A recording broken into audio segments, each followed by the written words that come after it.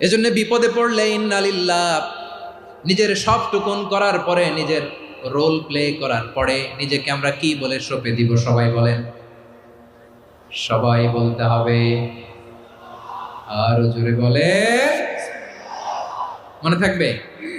বিপদে পড়লে প্রথমে ইন্নালিল্লাহ, এরপরে নিজেকে যখন সঁপে দিব তখন হাসবুনাল্লাহ।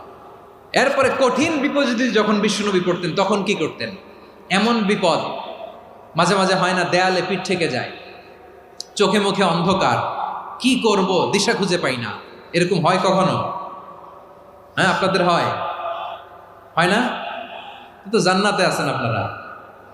হয় হয় এরকম হয়েছে না যে দেয়ালে পিঠ থেকে গেছে, চোখে মুখে অন্ধকার, কই যাব, কি করব, বাঁচানোর কেউ না, এরকম হয়েছে কখনো আপনাদের? যদি হয় তাইলে এটার সলিউশন বলবো, না হইলে তো এগুলো বলে লাভ নাই। হয় হয় হয়